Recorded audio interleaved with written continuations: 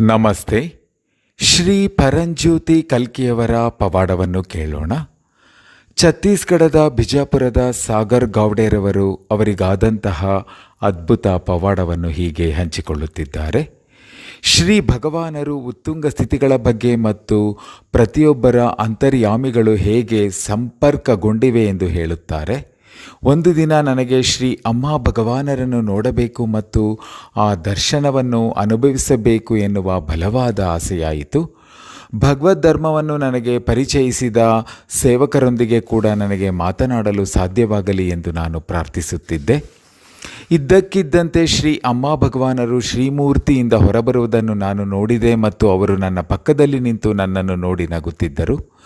ಶ್ರೀ ಭಗವಾನರು ಬಹಳ ಸುಂದರವಾಗಿದ್ದರು ಮತ್ತು ನಾನು ಭಾವಪರವಶತೆಯಲ್ಲಿದ್ದೆ. ಅಂದಿನಿಂದ ನಾನು ಆನಂದದ ಸ್ಥಿತಿಯಲ್ಲಿದ್ದೇನೆ. ಸ್ವಲ್ಪ ಸಮಯದ ನಂತರ ನನಗೆ ಧರ್ಮವನ್ನು ಪರಿಚಯಿಸಿದ ಮತ್ತು ಈಗ ಬೇರೆ ಜಿಲ್ಲೆಯಲ್ಲಿ ಇರುವ ಆ ಸೇವಕರು ಯಾರನ್ನೋ ಭೇಟಿಯಾಗಲು ಬಂದರು ಮತ್ತು ಪ್ರಾರ್ಥನೆ ಮಾಡಲು ನನ್ನ ಮನೆಗೆ ಬಂದರು. ಶ್ರೀ ಭಗವಾನರು ನಮಗೆ ಕಲಿಸುತ್ತಿರುವುದನ್ನು ನಾನು ಅನುಭವಿಸಬಲ್ಲೆ. ನಮ್ಮ ಪ್ರಜ್ಞೆಯ ಮಟ್ಟ ಹೆಚ್ಚಾದರೆ ನಾವು ಪರಸ್ಪರ ಸಂಪರ್ಕ ಹೊಂದಲು ಸಾಧ್ಯವಾಗುತ್ತದೆ ಮತ್ತು ನಮ್ಮ ಅಂತರ್ಯಾಮಿನ್ ಕೂಡ ಸಂಪರ್ಕಗೊಳ್ಳುತ್ತದೆ.